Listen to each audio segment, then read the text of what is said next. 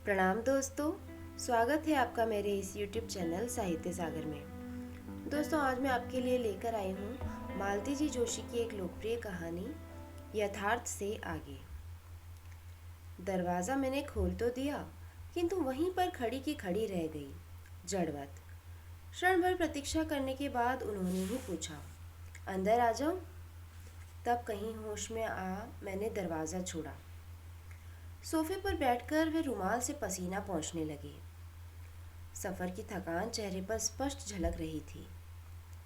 मैंने पंखा खोल दिया और एक स्टूल सामने लाकर रख दिया। सहज भाव से उस पर पांव फैलाकर उन्होंने आंखें बंद कर ली। भीतर जाकर मैंने पहले तो गैस पर चाय का पानी रखा, फिर घड़े से एक जग भरकर गिलास के साथ रखाई। फ्रिज का पानी उन्हें कभी नहीं भाता था। घर में सब इसे एक तरह का कॉम्प्लेक्स मानते थे। रसोई घर से लौटकर मैंने चाय बनाई, खूब स्ट्रॉन्ग, चीनी कम, दूध अधिक। सारा फॉर्मूला जैसे रटा हुआ था। क्रॉकरी की अलमारी में ही बिस्कुट और दालमोट के पैकेट थे, पर उनकी ओर मैंने देखा तक नहीं। प्लेन टी उनका नारा था, जिससे मुझे हमेशा चिढ़ होती थी। चाय की टेबल जब तक दो चार चीज़ें न हों मज़ा नहीं आता। चाय लेकर पहुंची तब तक वे काफ़ी सुस्ता चुके थे। चाय पीकर जैसे एकदम ताज़े हो गए। बोले, और लोग कहाँ हैं? अम्मा तो हरिद्वार गई हुई है, भैया भाभी किसी शादी में। बबलू की वजह से मैं नहीं जा सकी। कहते कहते मैं यूं ही मेज पोश की सिलवटें ठीक करने लगी।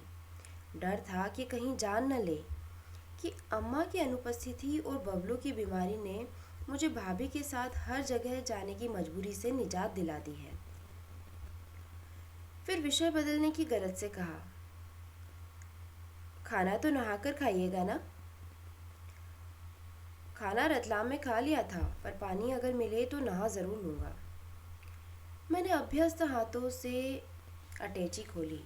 कपड़े निकालते निकालते ढेर सारे खिलौने फर्श पर बिखर गए।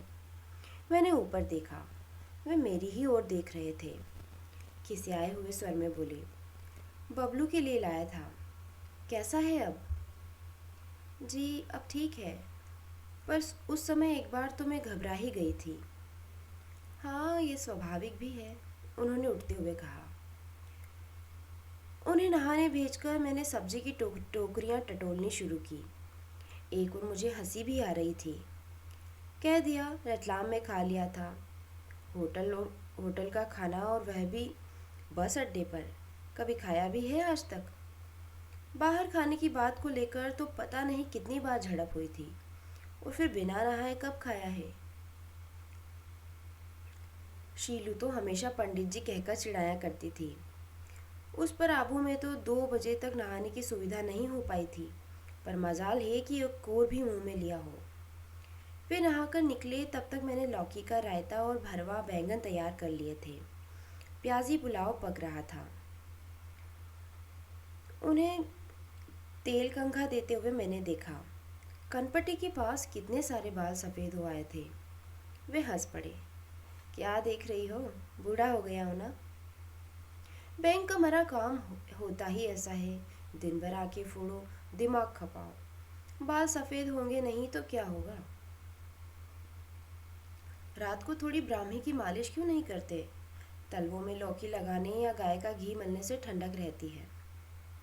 कहते कहते मुझे लगा मैं नहीं कोई दादी अम्मा बोल रही है। वे एक टक मुझे देख रहे थे। सकुचा कर मैंने कहा, बबलू के पास बैठेंगे ना थोड़ी देर? खाना बस अभी बना ही जाता है। बबलू अभी मसहरी में बैठा तस्वीरों वाली पुस्तक देख रहा था।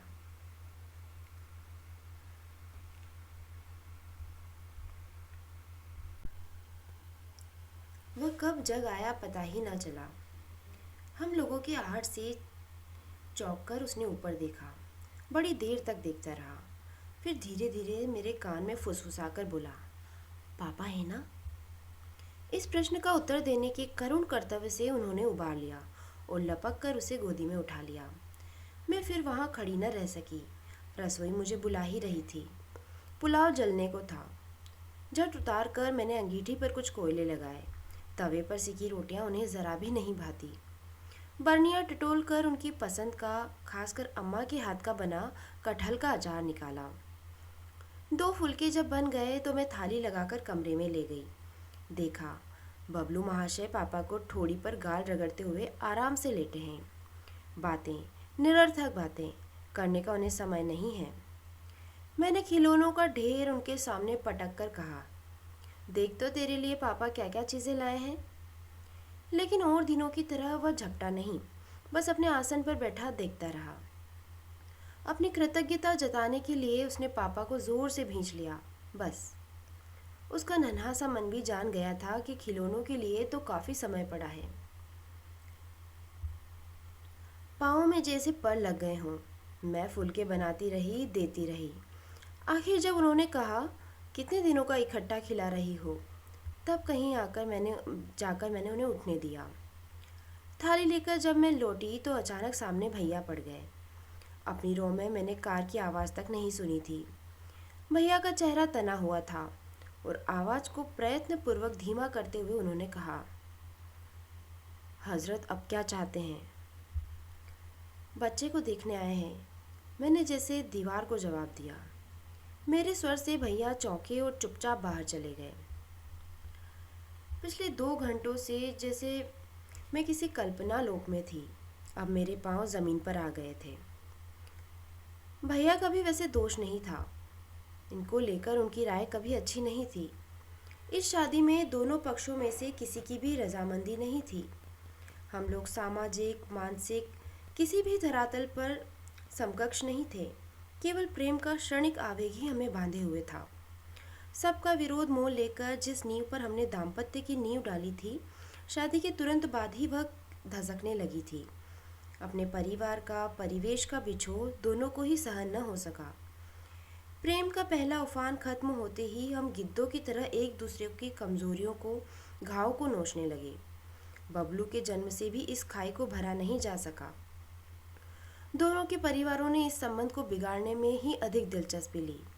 मेरे परिवार के लिए यह रिश्ता स्तर से नीचे का था। उनके यहाँ तो मुझे कभी सहानुभूति नहीं मिली। हमारे लिए खुशी की बात यह थी कि हमने सौजन्य के साथ एक दूसरे से विदा ली। वहाँ वाले तो उधार खाए ही बैठे थे। दूसरे ही वर्ष उनकी शादी कर दी। फिर भी आज उन्हें देखकर मन में आवेश नहीं बल्कि दया का, कृतज्ञता का भाव जगा। बेचारे महज बबलू के लिए इतनी दूर से दौड़े आए थे। पता नहीं क्यों पिछले वर्ष से बबलू को अपने पापा के विषय में बड़ी जिज्ञासा हो चली थी। शायद स्कूल जाने का यह परिणाम हो। एक बार तो उसने यहाँ तक कह दिया था, मम्मी क्या शीलू की तरह पापा भी भगवान के यहाँ चले गए हैं। मैं फटी आंखों से देखती रह गई थी। उसका भी क्या दोष। इस घर में उनका कोई स्मृति चिन्ह न था। उनका नामोल्लेख तक यहाँ वर्जित था। तब मैंने ही चुपचाप सारे एल्बम ट्रंक की तलहटी से निकाल लिए थे। बबलू घर भर की नज़रें बचाकर घंटों उसमें खोया रहता। मुझसे कुरेद कुरेद कुरेद कर उसने पापा की आदतें, उनके कपड़े तथा शौक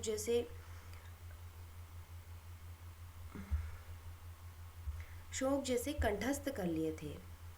उसने पता नहीं कैसे उनके चेहरे की एक एक रेखा को आत्मसात कर लिया था कि 4 साल बाद भी उन्हें देखते ही पहचान गया। इस बार जब उसे डिप्थीरिया हुआ तो पता नहीं उसने कितनी बार करुण स्वर में उन्हें याद किया। मुझसे रहा नहीं गया। एक दिन जी कड़ा करके मैंने लिख ही दिया। वह पत्र पता नहीं कितनी बार लिखा गया, जलाया गया। लिफाफे में बंद होने पर भी अनिश्चित और अनिश्चय की अवस्था में न जाने कितने दिनों तक मेरे पर्स में झूलता रहा था। पर उन्हें यह असमंजस नहीं व्यापा था। पत्र मिलते ही चले आए थे। इस एहसास से मेरे आंसू निकल आए। मैंने ईश्वर को धन्यवाद दिया कि आज घर में कोई नहीं था। नहीं तो क्या इस तरह जी भरकर उन्हें खिला सकती थी, उनके पास बैठकर बात कर सकती थी।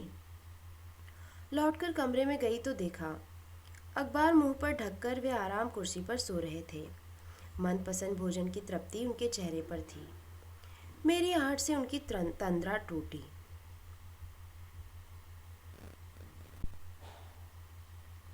बोले, अरे कहाँ रह गई थी तुम। तुम्हारा चेहरा कैसा हो रहा है? फिर कुछ धीमी आवाज़ में कहा, क्या भैया ने कुछ कह दिया? Never mind, I was never in his good books. कितनी सरलता से कह गए थे। और दिनों तो इन्हीं बातों को लेकर घंटों महाभारत होता था। प्रसंग बदलने के लिए मैंने कहा, घर पर सब ठीक है? सब ठीक है। माँ का मोतियाबिंद का ऑपरेशन हुआ है। महेश ने एमएससी का इम्तिहान दिया है। भानु की शादी नवंबर में हो रही है। और और गुड्डी कैसी है? क्या नाम रखा है? मुग्धा। सुनकर मन में एक कचोट सी लगी। परिवार नियोजन के समस्त नियमों को ताक पर रखकर मैंने बच्चों के नामों की जो लिस्ट बनाई थी, उसमें एक नाम यह भी था। मैंने उनकी ओर देखा। उनके चेहरे पर इस तरह का कोई भाव न था, बल्कि वे घड़ी देख रहे थे। चलें भाई, नहीं तो 5:30 वाली ट्रेन नहीं मिलेगी। क्या आज ही? शब्द मेरी जिह्वा तक आते आते रुक गए। बस मैंने इतना ही कहा, मैं चलूँ स्टेशन तक? मैं भी। खिलौनों में उलझा बबलू एक झटके के साथ उठ खड़ा हुआ। अभी उसे हम लोग बाहर नहीं ले जाते थे, पर आज ये सब फालतू बातें सोचने का समय नहीं था। तैयार होकर हम निकले, पर धूप चिलचिलाती हुई थी। कोलतार की सड़क एकदम चमचमा रही थी। उन्होंने बबलू को उठा लिया था। अटैची मेरे हाथ में थी। इस तरह चलना कितना भला मालूम हो रहा था। दूसरी ओर धूप का ख्याल न होता तो मैं टैक्सी भी न करने देती। स्टेशन पर हमेशा की तरह हाय तौबा का वातावरण था। उन्होंने पर्स मुझे देते हुए कहा, तुम टिकट लेकर आ जाओ, हम प्लेटफॉर्म पर चलते हैं। धक्का मुक्की में टिकट लेकर जब प्लेटफॉर्म पर आई तो देखा, स्टेशन के एक कोने पर दूर लकड़ी की बेंच पर दोनों बैठे हैं। मैं भीड़ को चीरती पास तक आ गई, पर अपनी बातों में दोनों ऐसे उलझे थे कि मुझे देखा तक नहीं। बबलू ही बोल रहा था, वे तो बस श्रोता बने बैठे थे। दोस्तों की बातें, मास्टर जी की तारीफ, नानी का लाड़ दुलार, मामा का नियंत्रण और मामी का रूखापन, बारी बारी से सबका वर्णन हो रहा था। कई बातें तो मेरे लिए भी नहीं थी। बबलू जैसा शर्मीला लड़का इतना जल्दी घुल मिल जाएगा, मैंने कल्पना भी नहीं की थी। मेरी चूड़ियों की खनक से अनायास ही उनकी बातों का सिलसिला टूटा। पर्स और टिकट उन्हें लौटाते हुए मैंने वे पुस्तकें भी उन्हें दे दी जो मैं सफ़र के लिए लाई थी। पुस्तकें रखने के लिए बैग खोलते ही चकित रह गए। ऊपर ही एक पैकेट पड़ा था। उन्होंने मेरी ओर देखा। उन निगाहों से बचते हुए मैंने कहा, गुड्डी के लिए है, बबलू की ओर से। दरअसल यह फ्रॉक मैंने बेहद छिपा कर रखा था और उम्मीद थी कि यहाँ से आने के बाद ही देख पाएंगे। छिपाकर इसलिए कि वे कहीं नाराज़ न हो जाएं कि बबलू के खिलौनों का बदला दिया जा रहा है। पर उन्होंने मुस्कुराकर कहा, हम कितने फॉर्मल होते जा रहे हैं। बात शायद व्यंग में कही गई थी, पर मैं तो इससे भी बड़े विस्फोट की आशा कर रही थी। यह फ्रॉक मैंने भाभी की पिंकी के जन्मदिन के लिए रात रात भर जाग कर काढ़ा था। मैं उन्हें सरप्राइज़ देना चाहती थी, पर उस देने में शायद एक ऋण चुकाने का सा भाव रहता। इस देने में एक अनजानी तृप्ति थी। अंतिम घंटी बजी और स्टेशन पर एक हलचल सी मच गई। बबलू उनके घुटनों में मुंह छिपाकर खड़ा हो गया। शायद रुलाई रोकने की चेष्टा कर रहा था। उसे गोद में उठाकर देर तक वे प्यार करते रहे। मैं दूसरी ओर मुंह किए उनका बैग थामे रही। मन के द्वार पर एक प्रश्न बार बार थपकी दे रहा था, अब कब आइएगा? पर शब्द अधरों तक आकर लौट लौट जाते थे। रेल मानो कलेजे पर हथौड़े की तरह चोट करती धड़धड़ाती स्टेशन में दाखिल हुई। बड़ी कठिनाई से उन्होंने बबलू को मेरी गोद में दिया और लपक कर किसी डिब्बे में जा चढ़े। एक बार भी पीछे मुड़कर नहीं देखा। लौटते समय टैक्सी में बबलू मेरी गोद में सिसकते हुए कह रहा था, मम्मी ये रेल कैसी है जो पापा को इतनी दूर ले जाती है? और मेरा मन कह रहा था, बेटे कैसी तो तेरी मम्मी है, नहीं तो इस रेलगाड़ी निगोड़ी का क्या मजाल थी कि इस तरह तेरे स्नेह की छाया तेरे अधिकारों का घर छीन जाता। दोस्तों, कहानी यहीं समाप्त होती है। कहानी आपको कैसी लगी मुझे कमेंट बॉक्स में लिखकर ज़रूर भेजना। और अगर आपको मेरे द्वारा सुनाई गई कहानियाँ पसंद आ रही है तो प्लीज़ मेरे चैनल को सब्सक्राइब ज़रूर कीजिएगा तथा अपने दोस्तों और परिचितों में शेयर भी कीजिएगा। आपका बहुत बहुत धन्यवाद।